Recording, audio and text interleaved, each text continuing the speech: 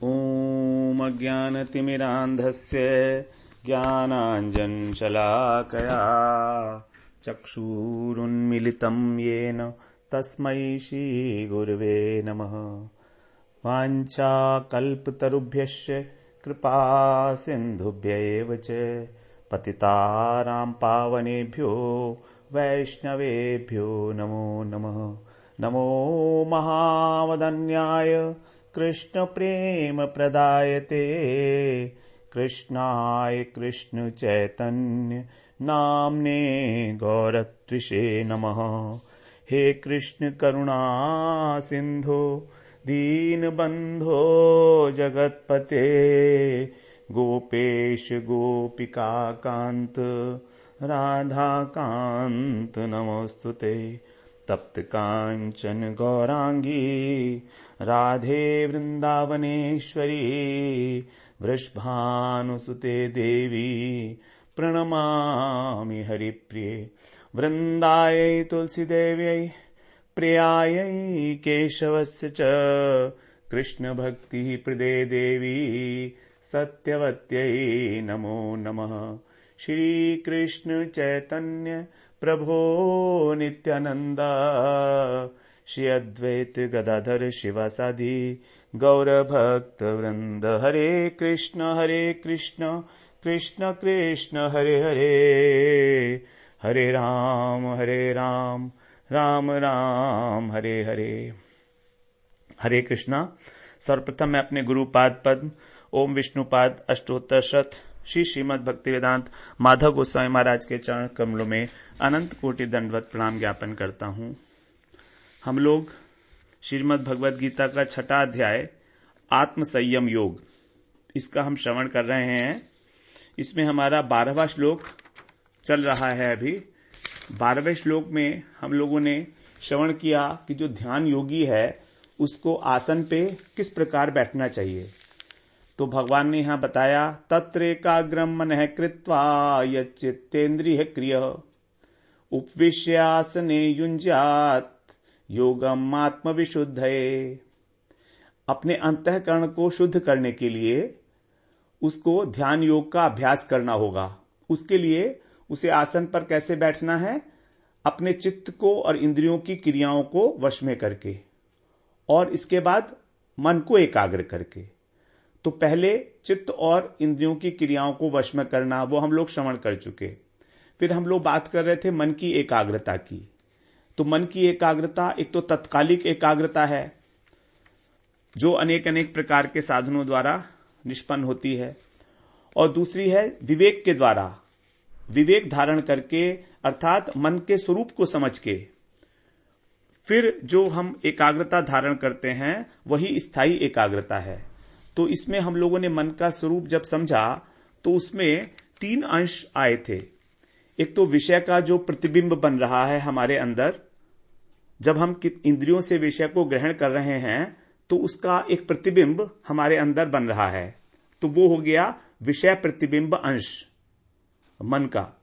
दूसरा अंश था मन का वासना अंश, अर्थात जो पूर्व जन्मों के संस्कार हैं अथवा अभी तक इसी जन्म के अंदर जो हमने कर्म किए हैं उनके द्वारा जो संस्कार बने हैं, उन संस्कारों की जो एक वासना है वो चित्त में संग्रहित, उसके कारण भी जो मन के अंदर एक वासना अंश बनता है, उस वासना अंश के कारण ही हमारी जो है राग और द्वेष की प्रवृत्ति होती है। तो यह है वासना अंश। तीसरा अंश है जो ज्ञान अंश है, अर्थात प्रकाश अंश अथवा स्मृति अंश, अर्थात जो हमारा अनुभव है उस विषय में, वो भी हमारा, ये स्मृति भी हमारी चित्त में ही संग्रहित है। तो ये जो है ज्ञान अंश है। अब ये जो 2 अंश पहले बताए थे, विषय का प्रतिबिंब, ये तो नकली है क्योंकि ये तो बाहर से आया है, अपना नहीं है। और दूसरा जो वासना अंश है, ये भी हमने किसी समय में कोई जब हमने कर्म किया तो उसका संस्कार ठहर गया। अब उसका संस्कार ठहर गया तो उसकी छाप बन गई। तो ये भी हमारे पास हमारा अपना नहीं है। वास्तव में हमारा अपना इन दोनों में से कोई भी नहीं है, ना तो वस्तु का और ना तो वस्तु का प्रतिबिंब हमारा अपना है, और ना ही जो संस्कार अंश है वो हमारा अपना है। ये सब बाहरी जगत से हमारे अंदर प्रवेश किया है।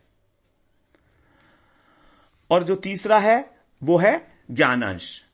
तो यही जो 3 अंश हैं, 3 प्रकार से हमारे मन के अंदर जो धाराएं बह रही हैं, 3 प्रकार की धाराएं इन 3 अंशों से, इन 3 अंशों के कॉरस्पॉन्डिंग बह रही हैं, इनके अनुरूप। जैसे जो सबसे पहला अंश है वस्तु का प्रतिबिंब अंश, वो विषय विनाशशील है, क्योंकि वस्तु विनाशी है और प्रतिबिंब भी विनाशी है। प्रतिबिंब जो है खत्म हो जाएगा, इसलिए तमोगुणी धारा हो गई। जो वासना है वो रजोगुणी धारा हो गई। और जो ज्ञान अंश है, अर्थात जो उस ज्ञान के कारण हमारे हृदय में, मन में जो शांति है, वो सतोगुणी धारा है। तो ये तीनों ही धाराएं बांधने वाली हैं हमको, चाहे तमोगुण हो, चाहे रजोगुण हो, चाहे सत्वगुण हो। अब हम इसी बात को और आगे समझते हैं।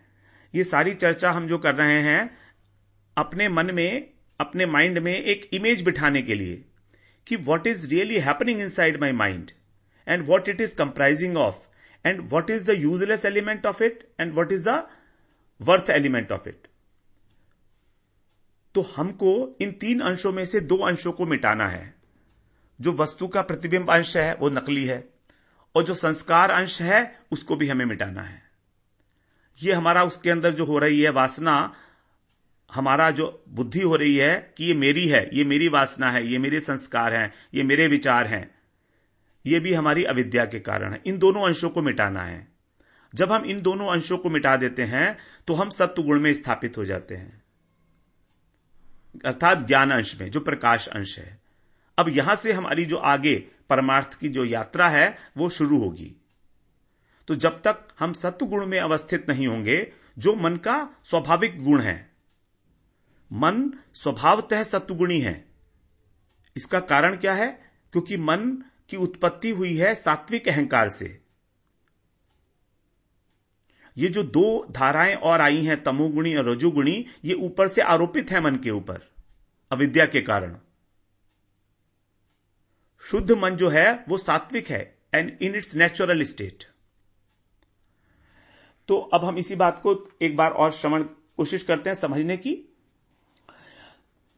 सबसे पहले हमारा जो वस्तु है बाहर, उसका जो प्रतिबिंब पड़ता है वो कहां पड़ता है? वो हमारे चित्त में पड़ता है। इसीलिए चित्त को दर्पण की तुलना दी गई है। चित्त की उपमा हमेशा दर्पण से दी जाती है।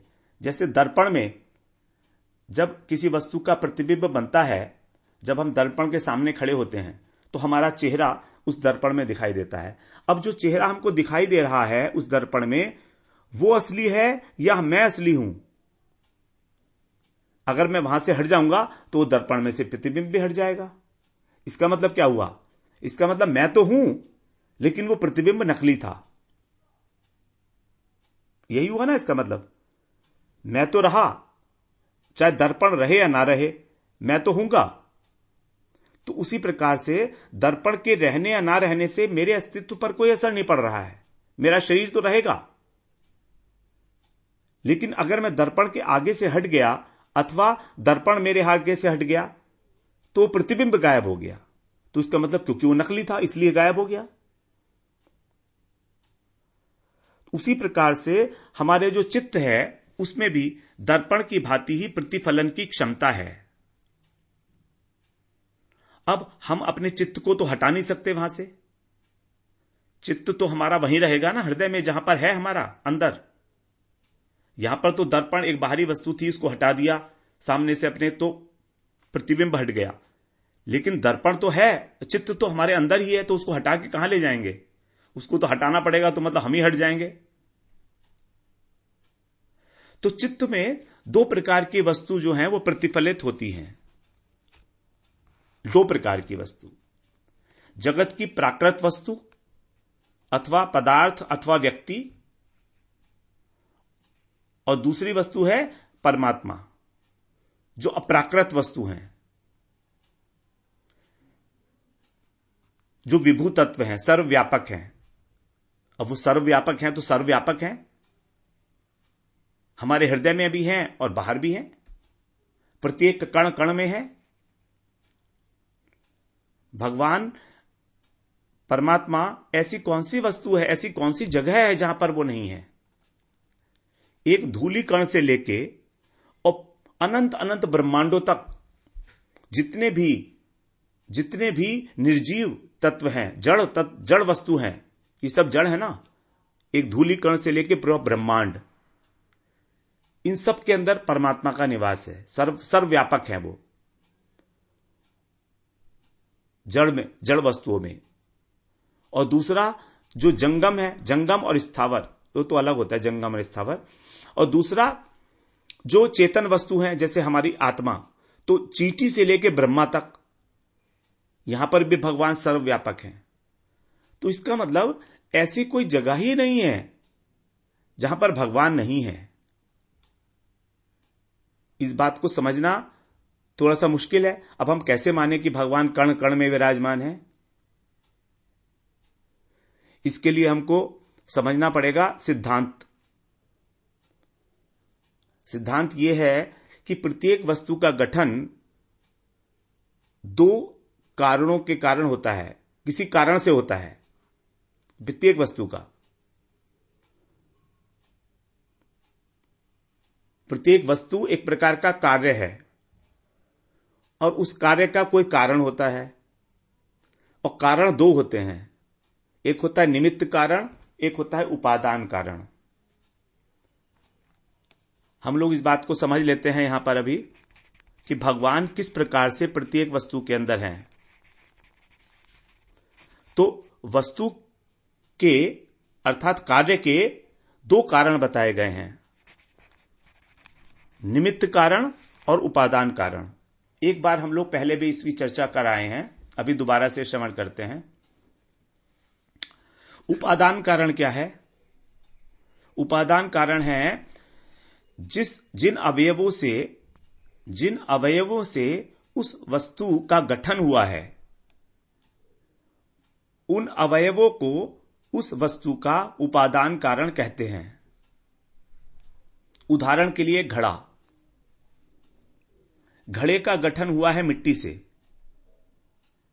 तो मिट्टी तथा पानी ये दोनों ही उसके उपादान कारण हो गए। अब उस घड़े के अंदर मिट्टी पूरी तरीके से व्याप्त है। ऐसी कोई जगह नहीं है घड़े में जहां पर मिट्टी ना हो, ऐसी कोई जगह नहीं है जहां पर मिट्टी ना हो। तो मिट्टी उसका उपादान कारण हो गई घड़े का। अब एक दूसरा कारण और होता है निमित्त कारण। निमित्त कारण मतलब है कि जिसके कारण वो वस्तु बनाई जाती है, जिसके द्वारा वो वस्तु बनाई जाती है। क्योंकि घड़ा अपने आप तो नहीं बन गया, उसका कोई निमित्त तो था ना। तो जो उस वस्तु के गठन में निमित्त का कार्य करता है, अर्थात जो उस वस्तु को बनाता है, उसको बोलते हैं हम निमित्त कारण। तो जब मिट्टी से घड़ा बना, तो इस घड़े बनने की प्रक्रिया में निमित्त कौन बना? निमित्त बना कुम्हार। कुम्हार ने उस घड़े को बनाया, तो कुम्हार हो गया निमित्त कारण। जैसे एक टेलर है, दर्जी है, दर्जी वस्त्र को सिलता है, तो वस्त्र क्या हुआ? वस्त्र का जो उपादान कारण है वो तो है कपड़ा। वस्त्र का उपादान कारण है कपड़ा, क्योंकि कपड़े से बना है वस्त्र। कपड़ा, धागा, बटन, ये भी मान सकते हैं, ये सब उपादान कारण है। और उस वस्त्र को बनाने वाला कौन है? टेलर, दर्जी। तो दर्जी निमित्त कारण हो गया। अब उस वस्तु के अंदर, अर्थात उस वस्त्र के अंदर हमको क्या दिखाई दे रहा है? उस वस्त्र के अंदर हमको उपादान कारण दिखाई देगा। उपादान कारण हमें उसमें दिखाई दे रहा है, क्योंकि सारा का सारा वो कपड़ा ही है। अगर कपड़े को निकाल दिया जाएगा वस्त्र से, तो वस्त्र ही नहीं रहेगा। तो उपादान कारण जो है वो पूरे वस्तु के अंदर व्याप्त होता है। अब निमित्त कारण जो है वो टेलर है, लेकिन टेलर भी अकेला नहीं है। टेलर ने भी वो वस्त्र जो सिला है वो मशीन से सिला है, तो मशीन भी एक प्रकार से निमित्त कारण हो गई। तो इसलिए निमित्त कारण दो हो गए, एक मुख्य निमित्त और एक गौण निमित्त, प्राइमरी एंड सेकेंडरी। मुख्य निमित्त कारण हो गया टेलर और गौण निमित्त कारण हो गई मशीन। तो निमित्त कारण उस वस्तु में दिखाई नहीं देता है।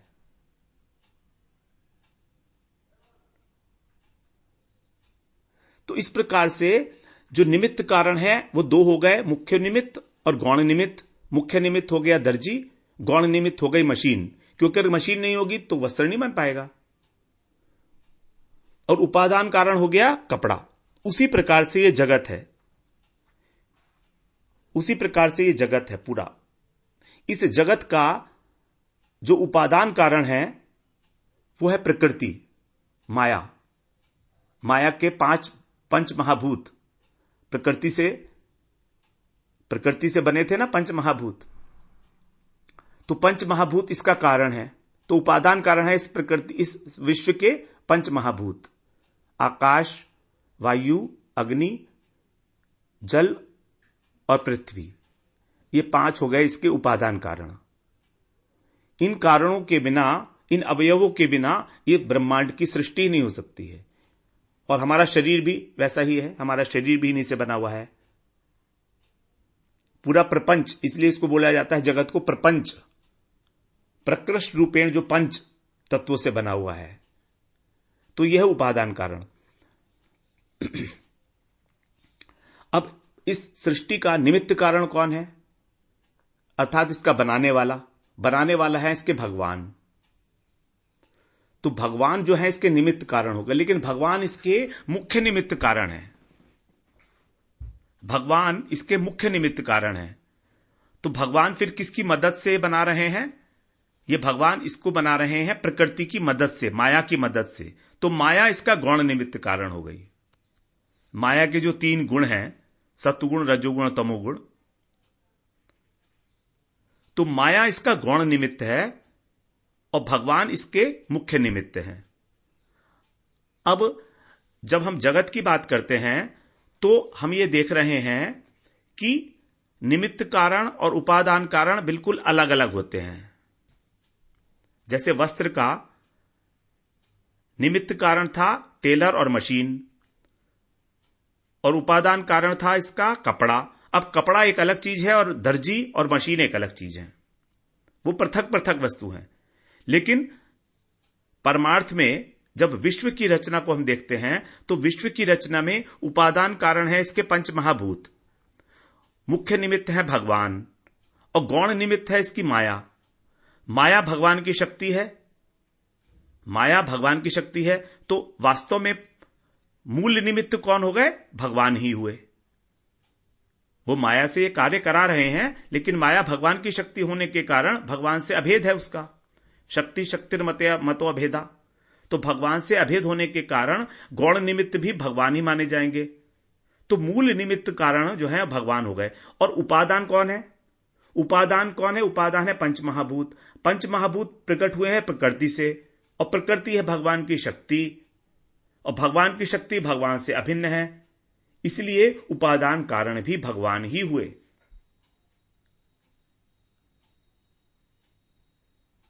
तो यहां पर उपादान कारण भी भगवान है और निमित्त कारण भी भगवान है। इसका मतलब इस विश्व के अंदर भगवान ही भगवान है, एकमात्र कारण।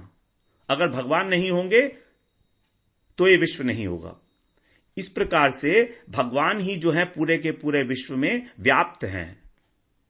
जैसे कि एक वस्त्र के अंदर कपड़ा पूरी तरीके से व्याप्त है, हर जगह पर कपड़ा है, वैसे ही इस विश्व के अंदर जो कुछ भी वस्तु दिख रही है, एक धूल से लेके, धूलीकण से लेके और ब्रह्मांड तक, वो सब कुछ भगवान ही भगवान है।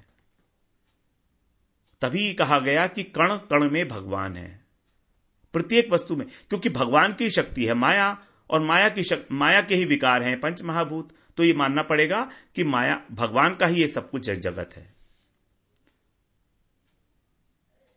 तो भगवान ने कहा भी है, आगे बताएंगे 7वें अध्याय में भगवान कि किस प्रकार ये जगत बना है। वहां हम लोग उसका बात करेंगे। तो यहां बता रहे थे कि दो प्रकार की वस्तु जो है चित्त में प्रतिफलित होती हैं, एक जगत की प्राकृत वस्तु और अंतर्यामी परमात्मा अर्थात अप्राकृत वस्तु। अब जब माया का आवरण हो जाता है तो माया के द्वारा आवृत चित्त में अप्राकृत वस्तु का प्रतिफलन संभव नहीं है, क्योंकि अब वो चित्त मायामय हो चुका है, त्रिगुणात्मक हो चुका है, और त्रिगुणात्मक चित्त में भगवान का प्रवेश नहीं हो सकता। जबकि परमात्मा के रूप में वो अत्यंत सन्निकट हैं आत्मा के। हृदय में आत्मा का निवास है, हृदय को ही चित्त कहा जाता है, और हृदय में ही परमात्मा रहते हैं। तो वो अत्यंत सन्निकट हैं, अत्यंत क्लोज हैं, बिल्कुल पास में, लेकिन तो भी दिखते नहीं है, क्योंकि चित्त मलिन है, गंदा है। इसलिए उसमें जगत की वस्तु ही प्रतिफलित होती है। और भगवत विषयक वस्तु जो है, भगवान है, गुरु हैं, वैष्णव हैं, वो इनका प्रतिबिंब ग्रहण करने के लिए चित्त अयोग्य हो जाता है। धीरे धीरे जब भजन साधन करके नाम संकीर्तन से हम चित्त को धीरे धीरे साफ करते हैं, धोते हैं उसको श्रवण कीर्तन रूपी जल से, तब जो भगवत वस्तु है, अप्राकृत वस्तु जो सर्वव्यापक है, जो चित्त के अति निकट है, वो प्रतिफलित होती है। और उसके प्रतिफलन से हमारा चित्त रूपी दर्पण पूरा का पूरा भर सा जाएगा, क्योंकि वो तो हर जगह है। अब हर जगह होने से चित्त के अंदर पूरा का पूरा वही रिफ्लेक्ट होगा और कुछ नहीं होगा। तो साफ चित्त के अंदर जगत की वस्तु का प्रतिबिंब पड़ेगा ही नहीं, केवल परमात्मा वस्तु का ही प्रतिबिंब पड़ेगा। और जिसका प्रतिबिंब पड़ता है वही वस्तु हमारे लिए महत्वपूर्ण होती है। जगत की वस्तु का प्रतिबिंब न पड़ने का कारण क्या है? एक तो कारण यह है कि वो जगत की वस्तु, कोई भी वस्तु हमारे चित्त के इतना निकट नहीं पहुंच सकती जितना कि अंतर्यामी परमात्मा। वो तो वहीं पास में बैठे हुए हैं, और जगत की वस्तु फिर भी दूर है उससे। तो जब भर गया, जब हम दर्पण के आगे अगर एक बहुत बड़ा व्यक्ति खड़ा हो जाए और उसके पीछे कोई छोटा व्यक्ति खड़ा हो, बच्चा खड़ा हो, तो उस बच्चे का रिफ्लेक्शन उस दर्पण में नहीं पड़ेगा, क्योंकि आगे एक बहुत बड़ा विशाल व्यक्ति खड़ा हुआ है, उसने उस दर्पण को पूरा का पूरा भर दिया। यह दूसरा कारण है, क्योंकि जागतिक वस्तु भगवत वस्तु के पृष्ठभाग में अवस्थित है। जगत के पदार्थ भगवान के पृष्ठभाग में अवस्थित होने के कारण उनका प्रतिबिंब ही नहीं पड़ता इसके ऊपर, चित्त के ऊपर, क्योंकि दर्पण भरा हुआ है परमात्मा से। तो उस जागतिक वस्तु के प्रतिफलन का स्थान ही नहीं है अब चित्त में। तो जो पहले जागतिक वस्तु का प्रतिफलन हो रहा था, उसका कारण था दर्पण की मलिनता, वो था पूरा नकली, मिथ्या, इसलिए उसको महत्व देने की आवश्यकता नहीं है। ये हमने सब बात की इसलिए कि जगत की वस्तु का प्रतिबिंब महत्वपूर्ण नहीं है हमारे लिए, वो त्याज्य है।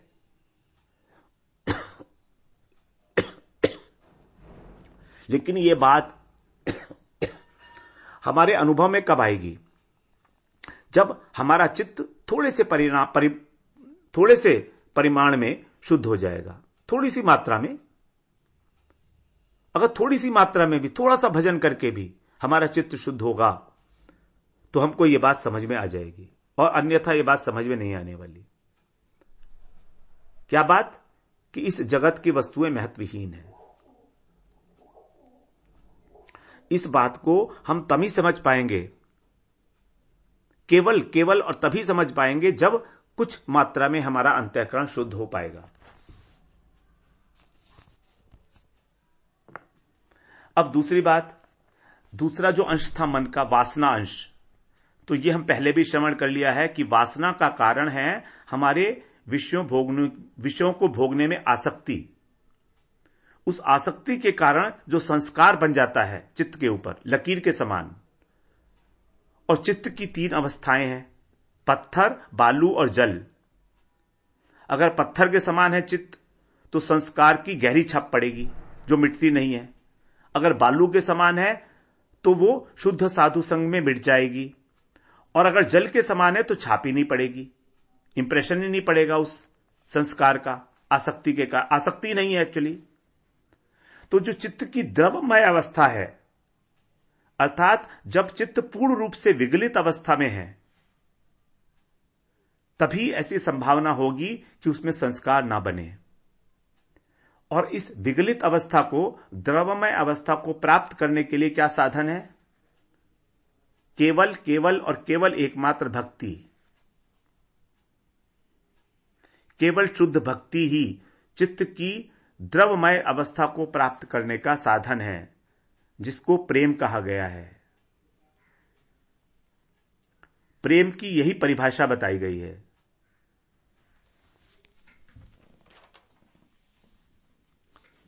प्रेम की परिभाषा यही बताई गई है भक्ति में, भगवत प्रेम जो हमारा लक्ष्य है। प्रेम की परिभाषा बताते हुए बता रहे हैं, सम्यक मृसृणित स्वांतो ममतातिशय अंकितः भावः सैव संद्रात्मा बुधै प्रेमा निगद्यते। अर्थात कृष्ण के प्रति भावः से एव सांद्रात्मा। कृष्ण के प्रति जब हमारे भाव, कौन से भाव? शांत भाव, सख्य भाव, वात्सल्य भाव अथवा मधुर भाव, इन 4 भाव की बात की गई है भक्ति में। जब ये भाव अत्यंत प्रगाढ़ हो जाएंगे, सांद्र का मतलब है कॉन्सेंट्रेटेड, वेरी वेरी कॉन्सेंट्रेटेड, अत्यंत गाढ़ता, गाढ़े हो जाएंगे। जैसे जब हम दूध को गर्म करते हैं तो रबड़ी बनती है, तो जो दूध की सांद्रावस्था है वो है रबड़ी। उसी प्रकार जब हमारा कृष्ण के प्रति भाव अत्यंत गाढ़ा हो जाएगा, उसको जब प्राप्त करके फिर वो क्या होगा? सम्यक मसृणित स्वांतो।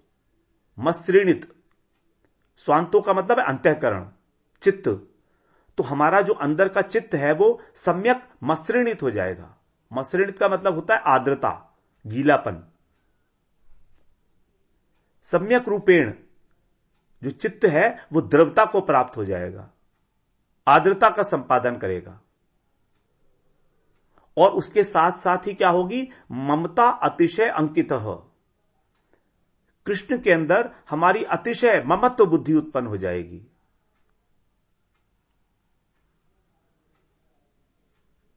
कृष्ण के अंदर अत्यंत ममत्व बुद्धि कि कृष्ण मेरे हैं, कृष्ण मेरे हैं, न कि मैं कृष्ण का हूं, मैं कृष्ण का हूं, यह है तदीयता भाव।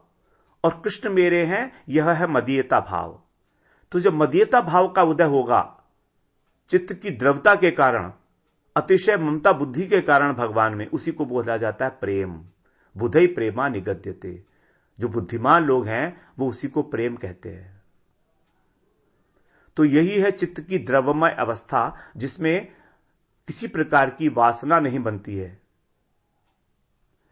हम लोग फिर इसी बात को थोड़ा सा आगे और बढ़ाते हुए और फिर अगले श्लोक में प्रवेश करेंगे।